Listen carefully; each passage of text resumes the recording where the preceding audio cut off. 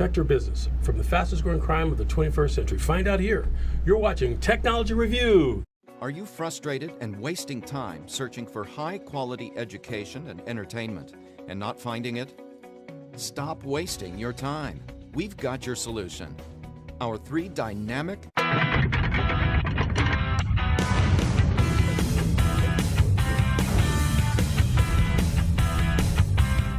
Welcome to another episode of Technology Review for September 22nd, 2017.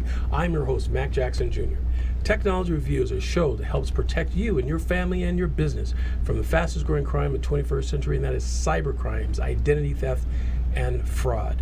But we also talk about new tech gadgets too. We interview leading guests and industry experts as well.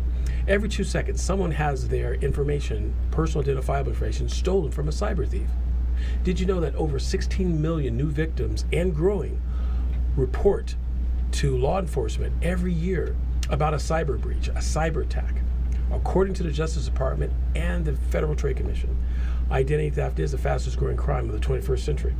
Individuals, businesses, municipalities from around the world have had some sort of cyber attack or cyber threat over the last year. Just look at social media. You'll see it every day. There's something going on regarding personal identifiable information. Why, folks? Because information is the new currency, and thieves want that information more than they want the dollar, folks. Information is what they're selling in the darknet. But you don't have to be a victim. Shows like this will help you understand what you can do to mitigate the damage of identity theft. Hi, my name is Mac Jackson Jr. I'm a cybersecurity professional. My background in my programs and services will help companies and individuals protect themselves from vulnerabilities by these cyber thieves. You can find out more information about my show and about what my services are by going to my website, macjacksonjr.com. I want to give a quick shout out to our listeners and viewers of our show, Technology Review, that have been with us since the beginning. We have Wanda, Maggie, Maria, Vanessa, Martin, Lance, and the Williams family. Thank you guys for your emails and support, being part of our show. We're here live every Friday at 3 p.m. on WCOBM.tv. But if you happen to miss any of our episodes, you could always go to my website, macjacksonjr.com, or go to WCOBM.tv and download a on-demand version of our show. And take a look at my interviews with my guests with topics relating to identity theft and fraud, cybersecurity, ransomware, all of it, folks. We have packed with information to share with you. I also like to give thanks to our supporters and our sponsors as well. We have some great, awesome sponsors. They include Canon USA, CypherLock, Nevada Bankers Association. We have Equinet, and we have Touray Consulting Group. And of course, we have Martin Harris Construction. These are just a few of our sponsors. We have a lot more sponsors coming on, joining us as well. If you'd like to be part of our family of sponsors supporting Technology Review, you could do that by sending an email to sponsors@macjacksonjr.com. That's sponsors@macjacksonjr.com. And we would be glad to let you talk to one of our sales rep and let you know how you can bring your product on our show to meet our audience demographics as well. I also like to remind everyone we do have a book out. That's right, folks, a book out on how to protect your family from identity theft and fraud. You can find that by going to my website, macjacksonjr.com.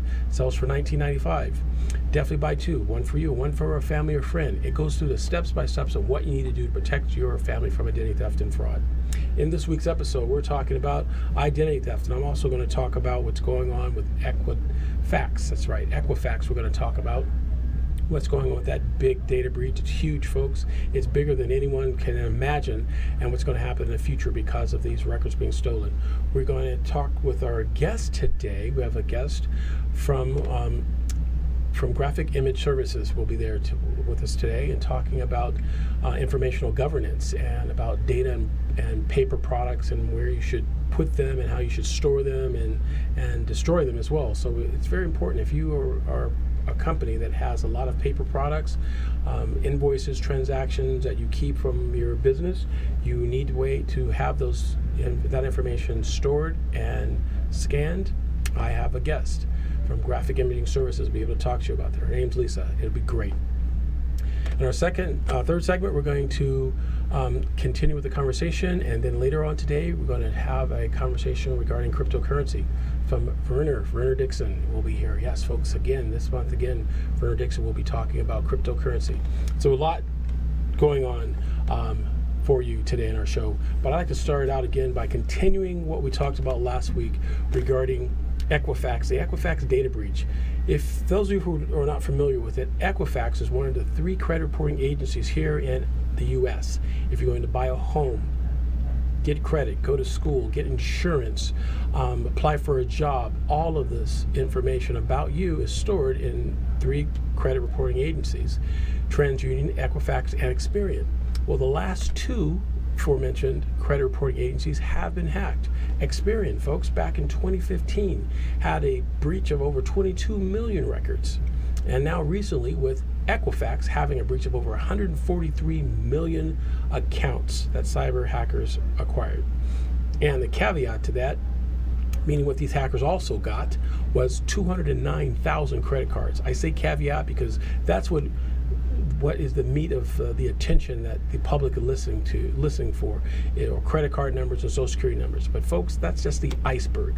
Hackers want more than just that. They're not looking just for your Spotify accounts. They are trying to get information on profiles about you, where they can build up a profile about you with all of your pertinent information of who you are, your security codes, your interests, your politics, all the information, and then create fraud, either through insurance fraud, medical fraud, some sort of criminal activity in your name. And it totally reverses our Constitution here in the United States. We are innocent until proven guilty. Now these hackers are creating a situation where you are guilty until proven innocent. Now you have to prove that it wasn't you that bought this Lamborghini and owned a townhouse in Buick, Iowa somewhere. Crazy. There has to be, and there is right now, things that are going on that legislators around the country are working on in protecting our personal identifiable information. Now, I'm not putting all the blame on Equifax right now because there's still being investigation going on and we want to see all the evidence coming in. But man, there are a lot of evidence coming in. For one, during this breach here, it looks like that Equifax, there are 3 chief executives of the corporation sold over $1.8 million in stock last month. The breach happened between March and July 29th of this year. Then August, the executive's going to sell stock. Okay, that's a red flag. But another red flag is we understand that months before that, a third-party company did an assessment of Equifax and found that there were vulnerabilities within their system. And they decided not to put patches or updates on for these vulnerabilities. Now, we don't know why, but I'm just putting it out there. I'm just saying. I'm not saying, I'm just saying, okay?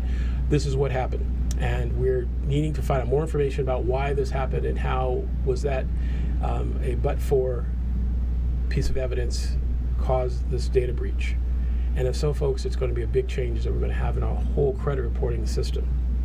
There's talk of getting rid of Social Security number. Should we use something else different? What do you think? Send me an email at info@macjacksonjr.com and give me your opinion of what types of identification should we use. There's lots of them out there. And of course, in our commerce, we need to have some sort of identity. Should we continue using a fingerprint? Should we retina of the eye? Should be another number? We're going to have to see. There's talk of having a different sort of encryption that can create a number that cannot be broken. But again, who has the software and the code to uncrypt it? So that's going to be really interesting. Anyways, your comments, your opinions are very, very important on this. So Equifax, one of the biggest cyber threats we've had in years now, has caused this problem. We're going to continue this conversation with my guests in our next segment, talking about these data breaches and others. We'd like you to stay tuned for what we have here.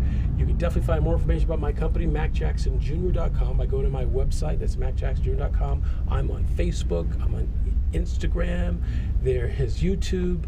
I'm also on Netflix. Just kidding, not Netflix yet. We're coming up.